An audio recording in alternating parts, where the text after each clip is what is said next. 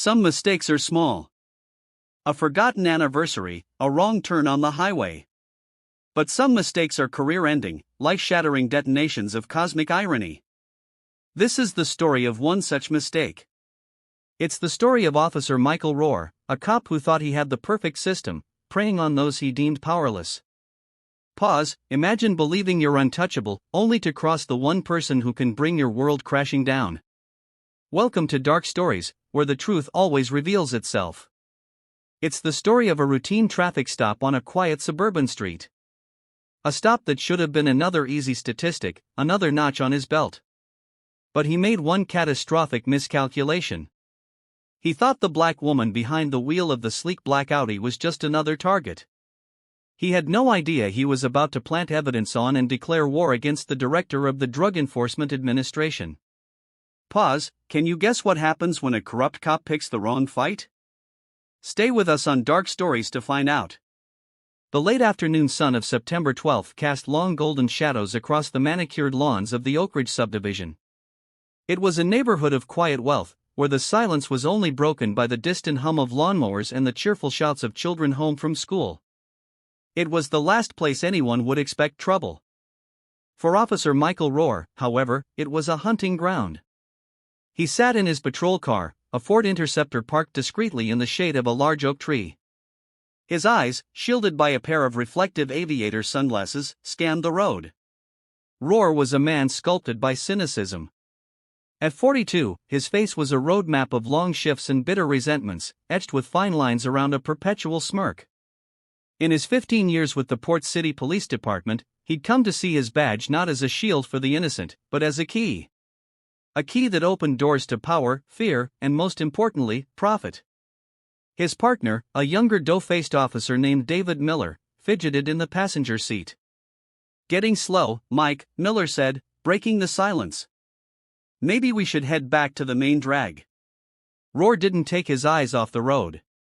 "Patience, Davy. The deer always come to the watering hole." In Rohr's twisted ecosystem, deer were out-of-place minorities in expensive cars. They were his favorite prey. They were often too intimidated to complain, and the asset forfeiture laws were a gold mine. A little discovered cash or contraband, a seized vehicle. It all fed a lucrative off-the-book system that benefited Rohr and a select few in the Chesapeake district. Then he saw it. A brand new Audi A8, the color of polished obsidian, gliding down the street with an understated elegance that screamed money. And behind the wheel, a black woman. Rohr's smirk widened into a grin. "Jackpot. There's our girl," he murmured, starting the engine. He pulled out, the powerful engine roaring to life, and fell in behind the Audi. He followed for 2 blocks, waiting for a pretext. The driver did nothing wrong. She maintained the speed limit, signaled perfectly for a turn. It didn't matter. "She didn't come to a full and complete stop at that last sign," Rohr declared, his voice flat with practiced authority. Miller glanced at him. "Looked good to me, Mike." "Your eyes are getting old, Davy." "Mine are perfect." Rohr hit the lights. The brilliant strobes of red and blue painted the serene suburban street in the garish colors of alarm. Inside the Audi, Dr. Amani Carter sighed softly. She checked her rearview mirror, her calm expression betraying none of the immediate cold dread that a lifetime of experience had taught her to feel in this exact situation. She was 54, with a regal bearing and eyes that held the sharp intelligence of a scholar and the weary resolve of a warrior. Her graying hair was cut in a short, elegant style, and she was dressed in a simple but impeccably tailored navy blue pantsuit. She was on her way home from a regional symposium on narcotics trafficking, her mind still processing complex logistical data. Now it was being forced to process this. She pulled over smoothly to the curb, killed the engine, and placed her hands on the steering wheel at the 10-2 positions, just as her father had taught her decades ago. She watched in the mirror as the officer, a thick-set man with an arrogant swagger, approached her window. This was Rohr. He tapped on the glass with a heavy knuckle. Amani lowered the window, the scent of cut grass and Rohr's cheap musky cologne filling the car. "License and registration," he said, not as a request, but as a barked order. He leaned down, his sunglasses making it impossible for her to see his eyes, but she could feel their weight, scanning her, her clothes, the leather interior of the car. He was assessing her, cataloging her. "Good afternoon, officer. Is there a problem?" Amani asked, her voice even and calm. She reached slowly for her purse on the passenger seat. "You ran the stop sign back at the corner of Elm and Maple," he lied. "Let's see your license." Amani produced her wallet and the registration from the glove compartment, handing them over. Roar took them without a word, his eyes lingering on her driver's license photo. "Amani Carter," he read aloud, mispronouncing her first name deliberately. "This is a nice car, Imani. What do you do for a living?" "I'm a federal government employee," she replied, keeping her answer vague but truthful. This was a dance she knew all too well. Roar grunted, unimpressed. He took the documents back to his patrol car. Amani watched him in the mirror, her heart rate steady. This felt different. There was a predatory stillness to the officer, a rehearsed quality to his contempt. This wasn't a cop having a bad day. This was a professional. Inside the cruiser, Miller ran her name. "Comes back clean, Mike. No wants, no warrants, address in the Palisades." The Palisades was one of the wealthiest neighborhoods in the state. Roar's eyes gleamed. "Even better," he said, his voice low. He reached under his seat, and his hand closed around a small heat-sealed baggie containing about 2 ounces of uncut cocaine. It was his tool, part of a brick they'd seized from a dealer last month. It was his key to unlocking the asset forfeiture system. "What are you doing, Mike?" Miller asked, his voice laced with a familiar anxiety. "I smell marijuana," Roar said, loud enough for his own dashcam audio to pick it up. It was the magic phrase, the legal skeleton key for probable cause. "I'm going to toss the car. Give me a minute." He got out and walked back to the Audi. "Ma'am, I'm going to have to ask you to step out of the vehicle." "On what grounds, officer?" Amani asked, her voice still level, but now with a sharp, clear edge of authority. "I smell marijuana coming from your car. Now, please step out of the vehicle." The please was an insult. Amani complied, her movements deliberate and precise. She stood on the grass verge, her posture erect. As Roar began his search, he made a show of it, rummaging through the glove compartment, under the seats. All the while, his left hand, clutching the baggie, stayed out of sight. As he moved to the driver's side, he feigned a deep search into the center console. In a single fluid motion, practiced from hundreds of similar stops, he dropped the baggie into the console's deep recess, underneath a stack of napkins. He continued his search for another 30 seconds for show. Then he returned to the center console. Well, he said, his voice dripping with mock surprise. "What do we have here?" He pulled out the baggie of cocaine and held it up for her to see, a triumphant glint in his smirk. "Looks like we've got a problem, Imani. A big one." Amani Carter looked at the bag of drugs. Then she looked at the officer. Her calm finally fractured, not with fear, but with a profound, glacial anger. She knew in that instant that this man had no idea who he was dealing with. He hadn't just planted evidence on a citizen.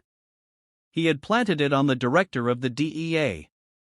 "Officer," she said, her voice dropping to a near whisper, yet carrying more weight than a shout, "you have just made the biggest mistake of your entire life." Roar just laughed. "Is that what they all say? Turn around. Put your hands behind your back. You're under arrest for possession with intent to distribute." As the cold steel of the handcuffs clicked around her wrists, Dr. Amani Carter's mind was no longer on the injustice. It was on the intricate, systematic, and utterly devastating response that she was about to unleash. The hunter had just caught a tiger by the tail, and he was about to be pulled into the abyss. The Chesapeake District Precinct was a monument to brutalist architecture and institutional grime. The air was thick with the smells of stale coffee, industrial cleaner, and human desperation. For Officer Michael Roar, it was home.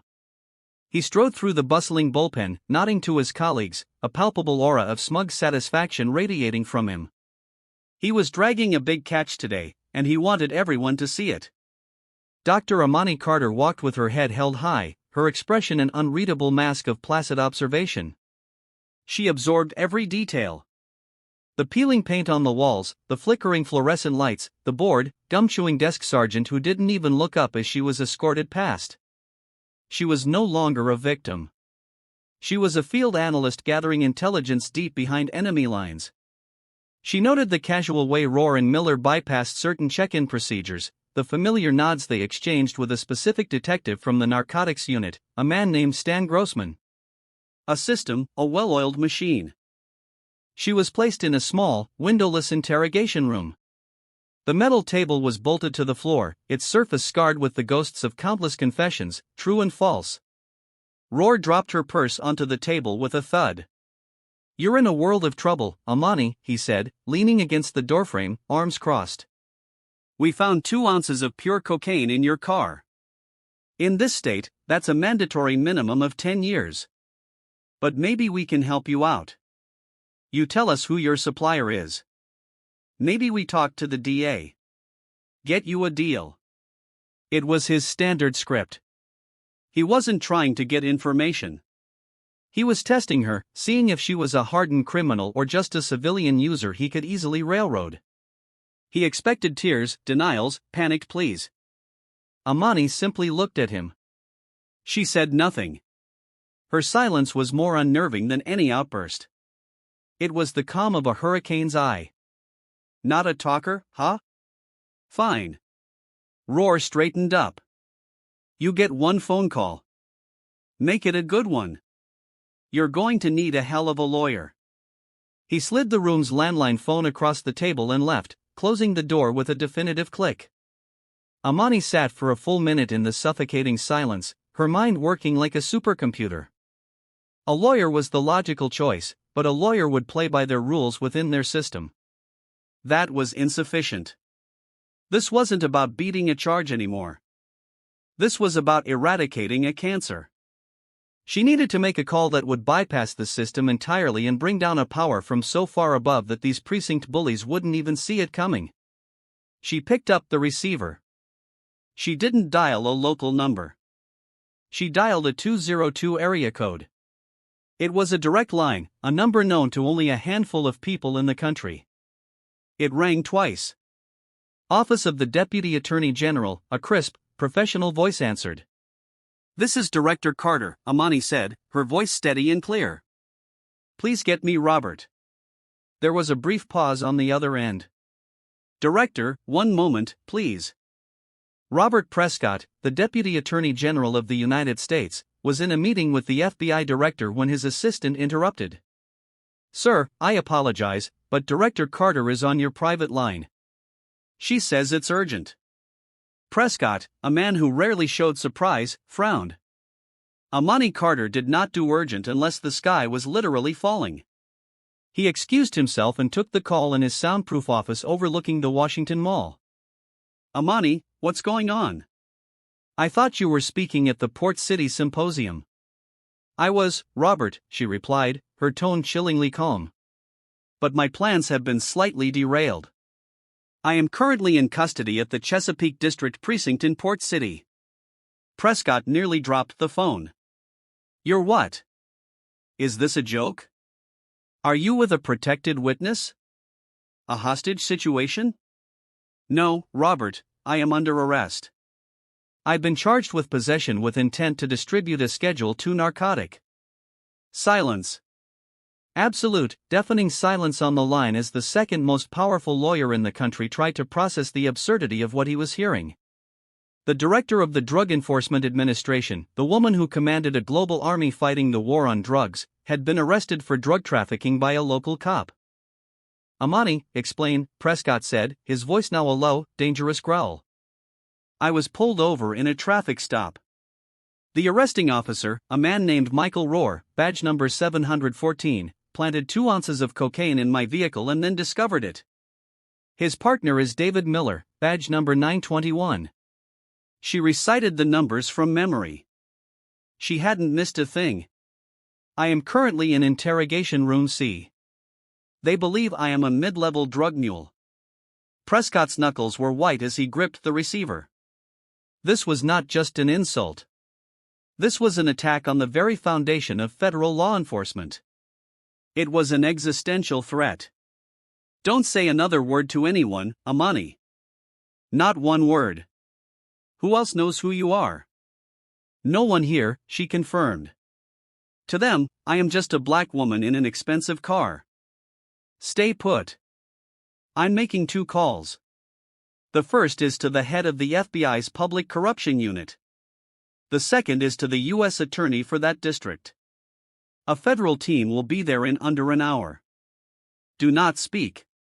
Do not consent to anything. We are coming. He hung up. For a moment, Prescott stood motionless. Then he slammed his fist on his mahogany desk, a sudden, violent crack that echoed the storm that was about to break over Port City. Back in the precinct, Rohr was enjoying a cup of burnt coffee, laughing with Stan Grossman.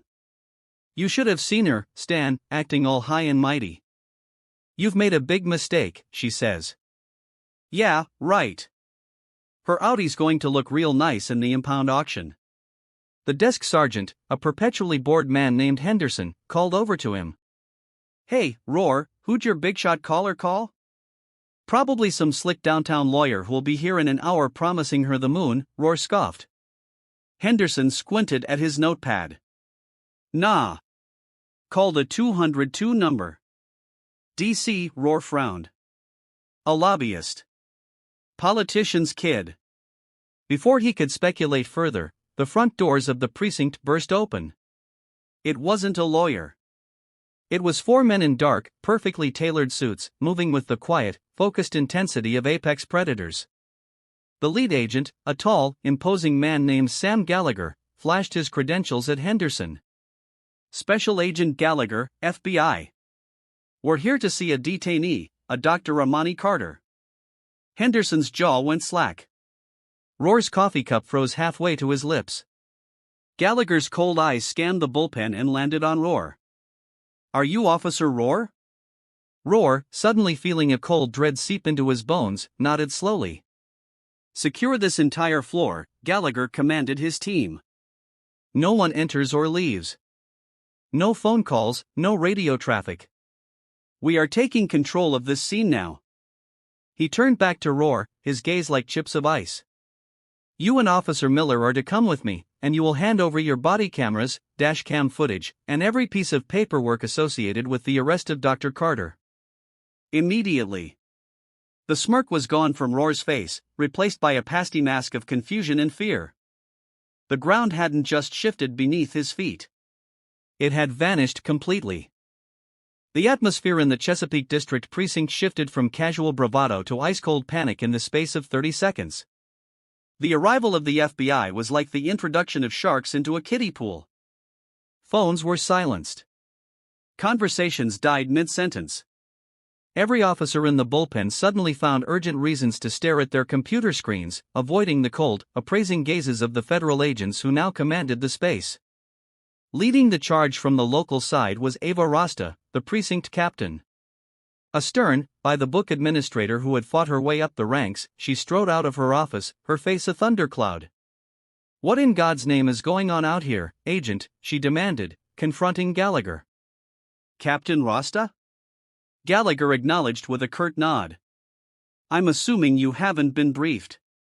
Your officers have detained a senior member of the United States federal government under questionable circumstances. We are here to rectify that and to open a federal investigation into this precinct, starting with Officers Rohr and Miller. Rasta's eyes widened. My officers detained a federal official? Who? Just then, one of Gallagher's agents opened the door to interrogation room C. Dr. Amani Carter walked out. She looked not like a prisoner, but like a visiting dignitary.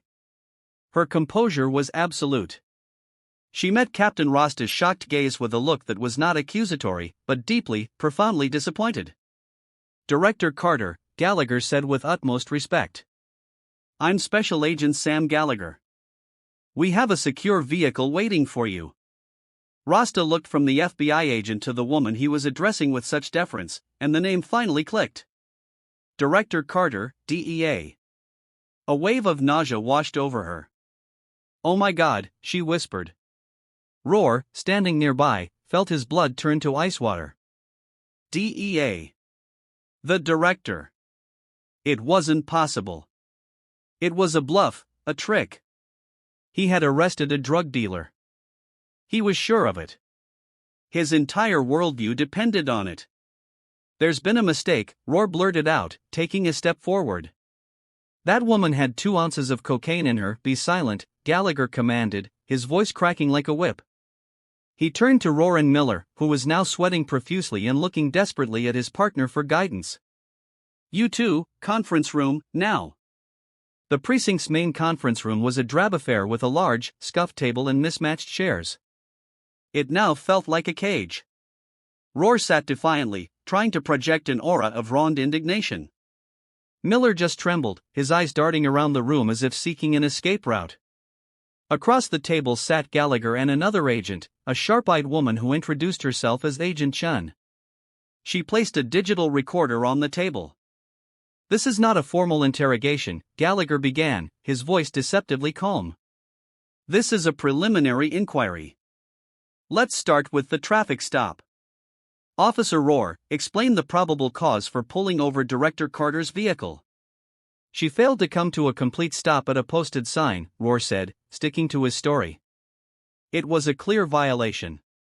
"And the subsequent search?" "As I approached the vehicle, I detected the strong odor of burnt marijuana emanating from the cabin.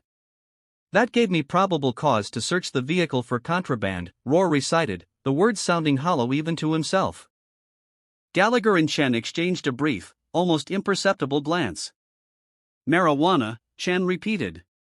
"Director Carter is a 54-year-old woman who has dedicated her entire life to fighting narcotics. She has a zero-tolerance policy within her agency, down to random drug testing for administrative staff."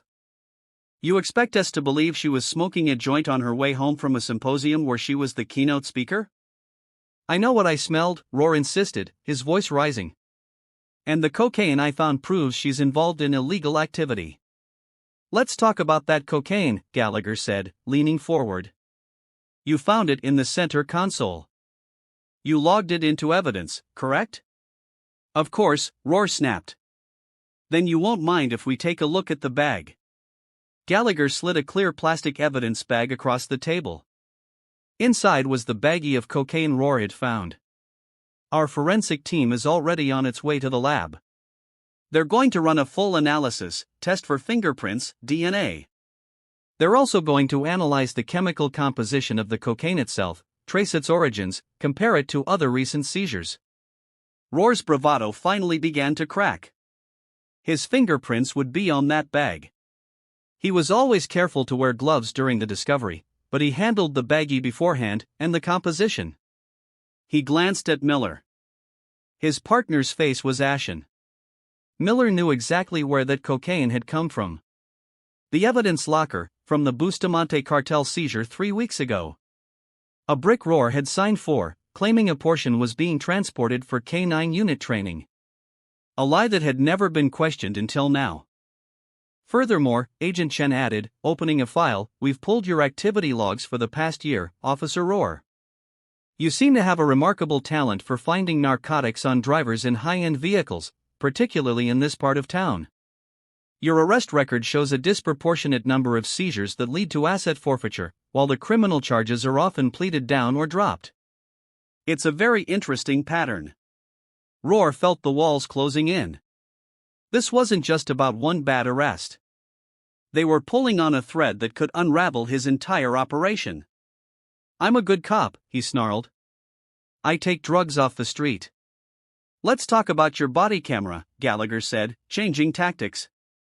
"The footage cuts out for a crucial 12 seconds during your search of the driver's side of the vehicle, right before you move to the center console."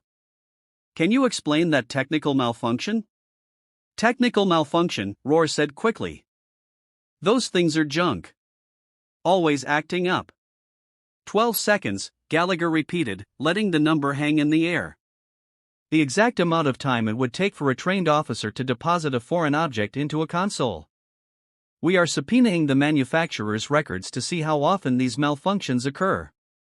Rohr said nothing. He stared at the evidence bag on the table. His career, his freedom, his whole life was contained in that little plastic pouch. It was Miller who broke. A low sob escaped his lips. "Mike," he whispered, his voice trembling. "Mike, just tell them." "Shut up, Dave," Rohr hissed, shooting him a venomous glare. "I can't, Mike. I can't go to federal prison." Miller turned to the FBI agents, tears streaming down his face. "It was him. It was all him. He told me to keep quiet. He said it was just how the game was played. He had the bag before we even got to the car. I saw him take it from under his seat." Rohr lunged across the table, a desperate, wild roar erupting from his throat. "You coward! I'll kill you!" Gallagher and Shan were on their feet in an instant, restraining him. "It's over, Rohr," Gallagher said, his voice cold as steel as he pushed the struggling officer back into his chair. "It's all over." The fortress hadn't just begun to crumble. Miller's confession was the battering ram that had just smashed through the main gate, and outside, an entire army was waiting to pour through the breach. The confession of Officer David Miller was not an end, but a beginning. It transformed the investigation from a single case of a wrongful arrest into a full-blown racketeering probe. The U.S. Attorney's Office, working in tandem with the FBI's Public Corruption Unit and a very motivated Department of Justice Internal Affairs team, descended upon the Chesapeake District Precinct with the force of a tidal wave. This was no longer just about Rohr. It was about the entire ecosystem that had allowed him to flourish. Dr. Amani Carter, now back in a secure federal building, coordinated from a temporary command center. She was no longer the victim. She was the commander. Her intimate knowledge of narcotics investigations, evidence handling, and police procedure made her the investigation's most valuable asset. She insisted on one thing: this had to be done by the book, with every I dotted and T crossed. They would dismantle Rohr's world, not with vengeance, but with the crushing, irrefutable weight of the law he had so brazenly mocked. The first thread they pulled was the cocaine itself. The preliminary lab report came back within hours. As Gallagher had suspected, there were no usable prints on the outside of the baggie other than the lab tech's. But the chemical analysis was the bombshell. Using gas chromatography mass spectrometry, the DEA's own chemists identified a specific cutting agent, a rare synthetic alkaloid used to dilute the cocaine. This chemical signature was like a fingerprint. They ran it against their national database of seized narcotics. The result was a direct, unequivocal match. The cocaine used to frame Amani Carter was from Batch 7B of the Bustamante cartel seizure. The very same batch officer Michael Rohr had personally signed out of the Port City evidence locker 6 weeks prior under the flimsy pretext of K-9 training. There was no record of it ever being used for training. It had simply vanished. The second thread was technology. The FBI's forensic imaging unit took apart Rohr's body camera.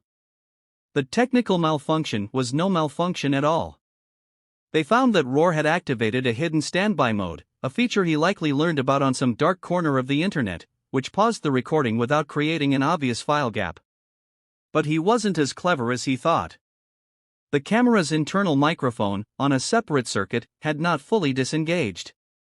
When they amplified the audio from those 12 seconds of silence, they heard it, the faint but distinct crinkle of a plastic baggie, followed by the soft sound of an object being dropped onto a pile of paper napkins. It was the whisper of his guilt, captured for eternity. They then moved to the dash cam footage. On the surface, it showed nothing, but Agent Chen, rewatching it for the 10th time, noticed something. As Rohr leaned into the car to begin his search, his reflective aviator sunglasses, for a fraction of a second, caught the reflection of his own hand. In that distorted, mirrored image, you could clearly see his left hand, which was supposed to be empty, clutching a small white object. The thread was becoming a rope. The third and most damning thread was money. A federal grand jury issued subpoenas for Rohr's financial records, and what they found was staggering. For a cop with a modest salary, Rohr lived like a king. He had a boat, 2 rental properties, and his children were in expensive private schools.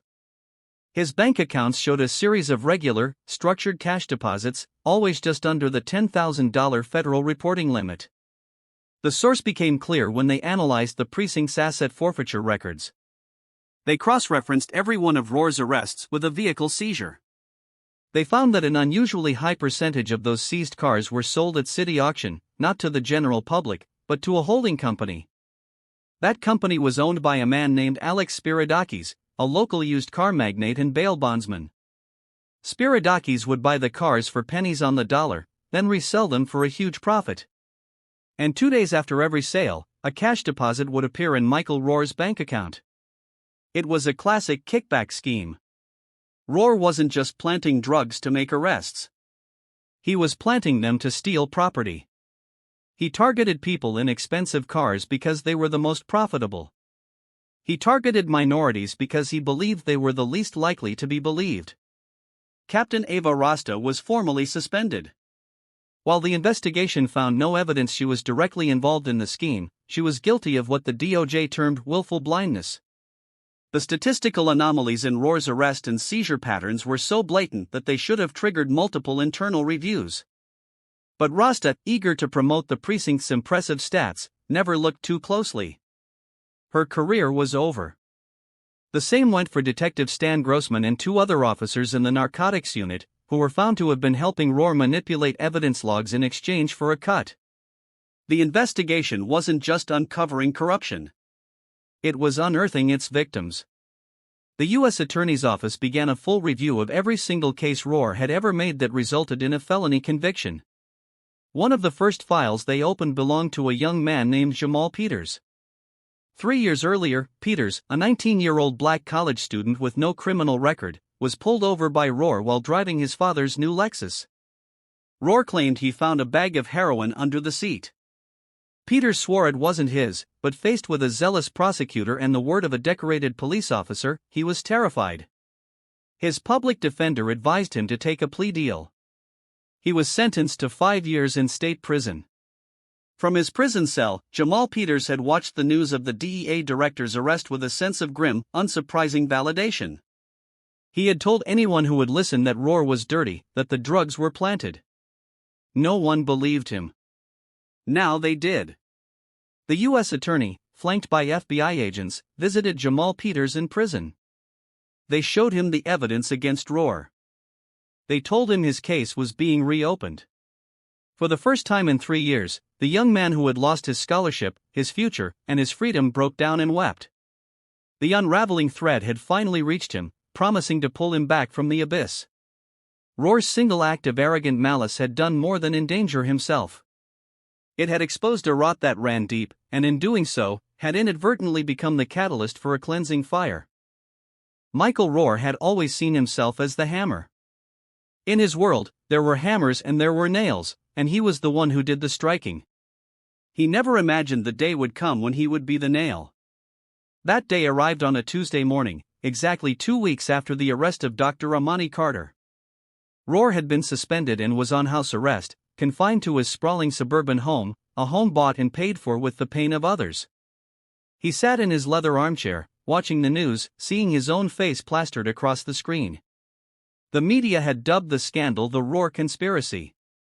He felt a strange sense of detachment, as if watching a movie about someone else. The sheer speed and ferocity of the federal response had left him in a state of shock. He still clung to a sliver of hope. They had Miller's word, sure, but Miller was a sniveling coward trying to save his own skin. The rest was just circumstantial, he told himself. Patterns, inferences, fancy lab reports. A good lawyer could tear that apart in court. He was Michael Rohr. He was the system. They couldn't touch him. He heard the screech of tires outside. He looked through his bay window and saw not one, but 3 black government SUVs swarmed his quiet cul-de-sac. Agents from the FBI's tactical unit, clad in body armor and carrying rifles, spilled out and formed a perimeter around his house. Special Agent Sam Gallagher, wearing a crisp suit and an expression of grim satisfaction, strode up the walkway, holding a document. The doorbell rang. Rohr didn't move. It rang again, followed by a thunderous knock. FBI, open the door, Mr. Rohr. We have a warrant for your arrest. His wife, Sarah, came running down the stairs, her face pale with terror. Mike, what's happening? Who are these people? Roar finally stood, his legs feeling like lead. He walked to the door and opened it. Gallagher stood there, flanked by two other agents. He didn't look at Roar with anger or triumph, but with a kind of weary finality. "Michael Roar," Gallagher said, his voice carrying so all the neighbors peeking through their curtains could hear, "you are under arrest for conspiracy to violate civil rights, possession and distribution of narcotics, evidence tampering, and racketeering." As the agent stepped inside, Roar saw his two young children standing at the top of the stairs, their eyes wide with fear and confusion. That was the moment his denial shattered. They were seeing their father, their hero, revealed as a criminal. The shame hit him with the force of a physical blow, buckling his knees. The indignity was methodical. He was handcuffed in his own foyer in front of his crying wife and terrified children. He was frog-marched out to the SUV, past the neighbors he used to share beers with at backyard barbecues. Their faces now a mixture of shock and contempt. The hammer had been struck. The arrest was the lead story on every national news network. The U.S. attorney held a press conference with a stoic Dr. Amani Carter standing just behind him. He laid out the case in devastating detail: the planted drugs, the body camera deception, the financial kickback scheme with Alex Spiridakis, who had also been arrested that morning, the systemic corruption within the Chesapeake district. This case began with the illegal arrest of one of our nation's most distinguished public servants, the U.S. attorney declared. But it does not end there. It has exposed a cancer of corruption that has victimized countless individuals. Let this be a message to any officer who would tarnish their badge and betray their oath: there are no blue walls high enough to protect you from the reach of justice. There are no shadows deep enough to hide in. We will find you, and we will prosecute you to the fullest extent of the law. In the Port City jail, Roar was processed like any other criminal. He was stripped of his belongings, fingerprinted, and photographed. His mugshot, a portrait of defeated arrogance, was released to the press. When he was led to his cell, he passed a row of inmates who recognized him from the news. They jeered and shouted, calling him a dirty cop, hurling insults far fouler than any he had ever endured. His first night in jail was a living hell. The sounds, the smells, the utter loss of control. It was a nightmare of his own creation. He had spent his career putting men in these cages, never once considering the humanity of those he locked away. Now he was one of them. The power he had wielded for so long was gone, replaced by a suffocating powerlessness. Karma, he realized, was not some abstract mystical force. It was a simple equation of cause and effect. He had spent years pushing people down, believing he was immune. But he had finally pushed the wrong person. He had pushed a woman who didn't just push back. She had pushed back with the full, righteous, and unstoppable weight of the United States government. The hammer of justice had fallen, and it had shattered his world into a million pieces. The arrest of Michael Roar and his associates was not the end of the storm. It was the eye passing over. The destruction in its wake was only just beginning to be understood. The Roar conspiracy became a national symbol of police corruption, sending shockwaves through law enforcement agencies across the country. The consequences in Port City were catastrophic, a legal and social cataclysm from which the city would take years to recover. The most immediate effect was on the city's justice system. The district attorney's office, facing a crisis of public trust, announced it was launching a comprehensive review of over 2,500 criminal cases handled by Roar, Miller, Grossman, and the other implicated officers. A special conviction integrity unit was formed, staffed by independent prosecutors and defense attorneys to sift through the wreckage. The first exoneration was Jamal Peters. In a televised court hearing, a judge formally vacated his conviction, apologizing to him on behalf of the state for the grave miscarriage of justice. Peters walked out of the courthouse a free man, blinking in the bright sunlight, his parents weeping as they embraced him. Dr. Amani Carter was there, not as a federal director, but as a private citizen. She shook his hand, her eyes conveying a depth of empathy and regret. "No one can give you back the years you lost, Mr. Peters," she said quietly. "But we can promise you that the man responsible will pay for every single day of it." Jamal Peters' story became a powerful subplot in the national drama, putting a human face on the abstract horror of Roar's crimes, but his was just the first of many. Over the next year, the Conviction Integrity Unit would overturn more than 200 convictions. People who had lost years of their lives, their jobs, their families based on the lies of corrupt officers were suddenly released. The city faced a tidal wave of civil rights lawsuits, with initial estimates of liability climbing into the hundreds of millions of dollars. The city's budget was decimated, forcing cuts to essential services and further eroding public trust. The Port City Police Department was gutted. Beyond the initial arrests, the federal investigation led to the indictment of 7 more officers. Captain Rasta was fired and faced federal charges for misprision of a felony for knowing about the corruption and doing nothing to stop it. The chief of police was forced to resign in disgrace. The Department of Justice initiated a consent decree, a court-enforced reform agreement that placed the entire PCPD under federal oversight for the foreseeable future. Federal monitors were embedded in every district. New training protocols were mandated, and the entire asset forfeiture program was suspended and overhauled. The Chesapeake District Precinct was practically dismantled, with more than half its officers either fired, indicted, or transferred. The gyre widened, pulling in the politicians who had championed tough-on-crime policies while ignoring the blatant civil rights abuses happening under their noses. The mayor's approval ratings plummeted, and he lost his re-election campaign in a landslide to a reform-minded candidate who had made cleaning up the police department her central pledge. David Miller, Rohr's former partner, became the government's star witness. In exchange for his full cooperation, he pleaded guilty to a single count of conspiracy and was sentenced to a reduced term of 3 years in a low-security federal prison. He would live the rest of his life looking over his shoulder, a pariah to both cops and criminals. For Dr. Ramani Carter, the experience was transformative. It had started as a personal violation, but she had turned it into a professional crusade. She saw that the war on drugs, her life's work, could not be fought effectively if the soldiers on the front lines were corrupt. The poison Rohr represented was as dangerous as any cartel. Working with Deputy Attorney General Robert Prescott, she established a new permanent joint task force on law enforcement integrity. Staffed by elite investigators from the DEA, FBI, and DOJ's Civil Rights Division, its sole mission was to proactively investigate police corruption tied to drug cases and asset forfeiture nationwide. They developed new data analytics programs to flag statistical anomalies like those Rohr had produced, creating an early warning system to prevent future conspiracies from taking root. Amani became a reluctant but powerful public figure. She testified before Congress, her voice ringing with clarity and authority, not just about her own ordeal, but about the systemic vulnerabilities it exposed.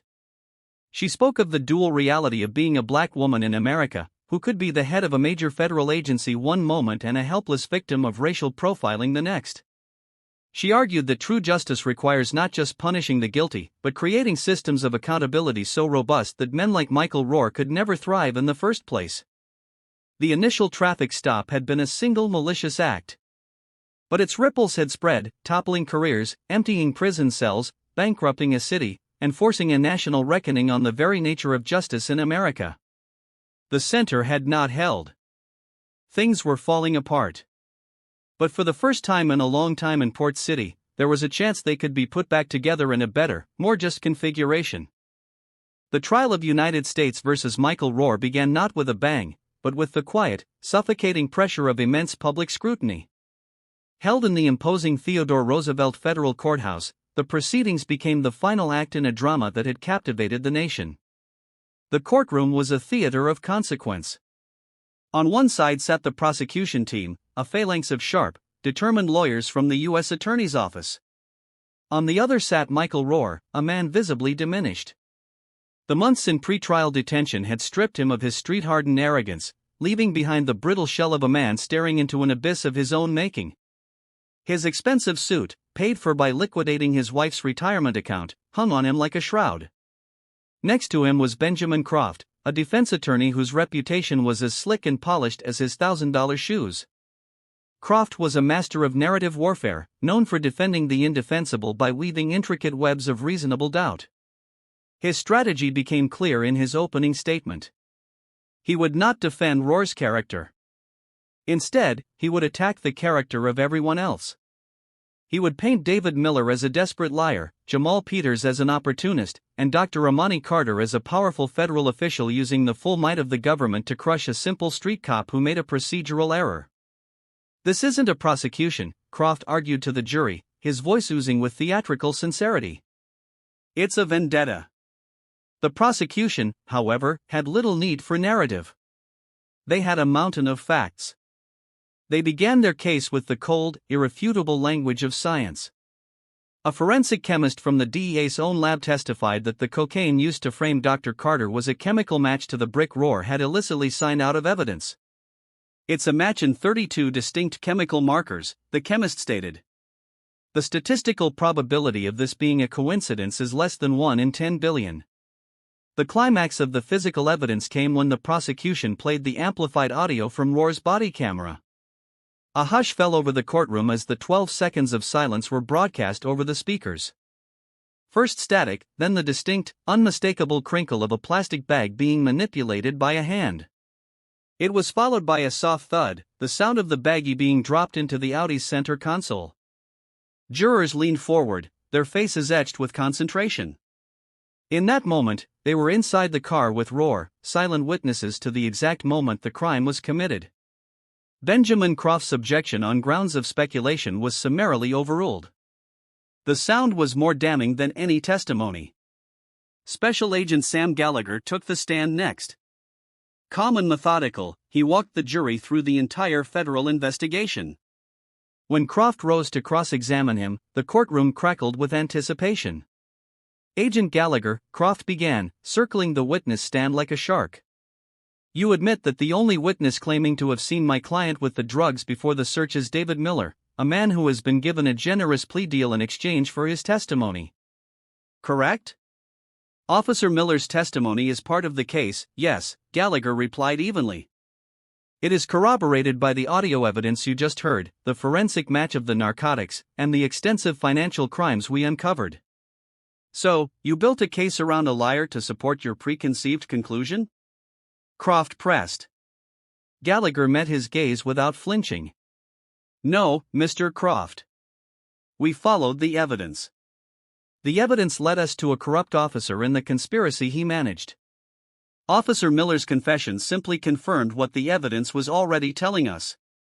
Croft tried for an hour to poke holes in the FBI's investigation, but Gallagher was a wall of calm professionalism, deflecting every insinuation with clear, concise facts. The government's star witness was, of course, David Miller. When he was called to the stand, he looked like a ghost. He refused to look at Rohr, his eyes fixed on the prosecutor. In a low, trembling voice, he recounted a dozen different instances of Rohr's fishing trips. He described the casual way Rohr would profile drivers, the celebratory smirk he'd have after seizing a luxury car. Then he came to the day he arrested Dr. Carter. "He was excited," Miller said, his voice cracking. "He called her a jackpot. I saw him take the baggie from under his seat before he even got out of our car. I knew what he was going to do. I'd seen him do it before." "And why didn't you stop him, Officer Miller?" the prosecutor asked gently. Miller finally broke. Tears streamed down his face. "Because I was a coward," he sobbed. "Because Mike, he runs things. You don't say no to him. I was scared of losing my job, my pension. I was scared of him. So, I said nothing, and I will regret it every day for the rest of my life." Croft's cross-examination was merciless. He savaged Miller, calling him a pathetic, weak-willed liar who was selling out his partner to save himself. But the display of cruelty seemed to backfire. The jury didn't see a conniving liar on the stand. They saw a broken man confessing his sins. The moral centerpiece of the trial, however, was Jamal Peters. When he took the stand, he wasn't just a witness. He was the living embodiment of Rohr's crimes. He spoke with a quiet dignity that commanded the room's attention. He didn't just talk about his arrest. He talked about the aftermath. He described the phone call to his parents from jail, the shame of telling them he'd been arrested for selling heroin. He talked about his father's face, a mask of disappointment and confusion, a look that haunted his dreams. He described the 3 years in prison, the daily fear, the friendships lost, the education cut short. The worst part, Peters said, his voice growing stronger as he turned to look directly at Michael Rohr, was that no one believed me. I told the truth to my lawyer, to the judge, to the parole board. But my truth wasn't worth as much as his lie. He had a badge, and I was just another number. Rohr, for the first time, was forced to meet the gaze of one of his victims. He flinched, looking down at the table. He didn't just take 3 years of my life, Peters concluded, his voice ringing with righteous anger.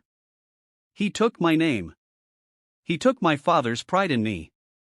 He took my belief that justice was for everyone, and for that, there is no parole. There is no sentence long enough. The closing arguments were a study in contrasts. Croft delivered a masterful, if desperate, performance, pleading with the jury not to convict his client based on the testimony of a snitch and the ghosts of a flawed investigation. The prosecutor, in his final address, simply walked the jury back through the evidence. He ended by gesturing towards Rohr. "This is not a vendetta," he said, echoing Croft's opening words. "This is a reckoning. It is a reckoning for Jamal Peters and for the hundreds of other citizens whose rights were violated by this man. It is a reckoning for every honest police officer whose badge he tarnished. And it is a reckoning for the very ideal of justice itself. Do not let his lies be the final word. Let the truth be the final word." The jury was out for only 3 hours and 47 minutes. When they filed back in, their faces were grim and resolved. Rohr, gripping the edge of the table, looked physically ill. The court clerk took the verdict form from the foreman. "On the charge of racketeering, how do you find?" "Guilty." A gasp went through the courtroom. Rohr's wife began to sob. "On the charge of conspiracy to violate civil rights, how do you find?" "Guilty." With each count, the word guilty landed like a hammer blow. Rohr slumped in his chair, his face ashen. The hammer of justice had finally, irrevocably fallen on him. At the sentencing hearing a month later, the judge peered down at Rohr with an expression of profound contempt. "Mr. Rohr, I have presided over cases involving the worst of humanity," the judge began, his voice low and cold. "But your crimes represent a special kind of evil. You were a guardian who became a predator. You were given a shield, and you used it as a sword against the innocent. You poisoned the very well of public trust from which your authority was drawn. You didn't just break the law. You committed treason against the ideals of this nation." He paused, letting the weight of his words fill the silent room. "The damage you have done radiates outward like a shock wave, destroying lives, families, and faith in our institutions. Therefore, it is the sentence of this court that you shall be committed to the custody of the Bureau of Prisons for a term of 30 years. The sentence was a death blow. Rohr would be an old man before he was even eligible for release. As he was led away in handcuffs, a broken and defeated man, he passed Jamal Peters and his family in the gallery. For a fleeting second, their eyes met. In Peters's eyes, there was no hatred, no triumph. There was only a profound, heartbreaking sadness for the justice that had come so late and at such a terrible cost. Dr. Amani Carter did not attend the sentencing. She watched the news from a conference room in Washington, D.C., surrounded by the heads of the FBI and the Civil Rights Division. There was no celebration, only a quiet, determined resolve. The conviction of one man was not a victory. It was a start. On the table in front of her were the charter documents for the new Permanent Joint Task Force on Law Enforcement Integrity. Her personal ordeal had been forged into a national shield. She picked up a pen and signed the document, her signature bold and clear. The reckoning was over. But the work of rebuilding, of ensuring that another Michael Rohr could never again terrorize a community, was just beginning. Michael Rohr's story is a chilling, real-life reminder of the old adage, be careful whose life you choose to ruin, for it may very well be your own. He believed his badge gave him absolute power, but he learned that true power lies in the truth. Dr. Amani Carter didn't need a gun or a badge to defeat him. Her integrity, her position, and her unwavering belief in the system she served were her weapons. The hard karma that hit Rohr wasn't just a prison sentence. It was the complete and total annihilation of his corrupt world, brought about by the very person he viewed as just another powerless victim. This story shows that while the arc of the moral universe is long, it does indeed bend toward justice. If you were captivated by this incredible story of irony and accountability, and if you believe that no one is above the law, then please help us share it. Hit that like button, share this video with someone who needs to hear it, and most importantly, subscribe to Dark Stories for more true life dramas where the truth is always the most powerful weapon. Thank you for listening.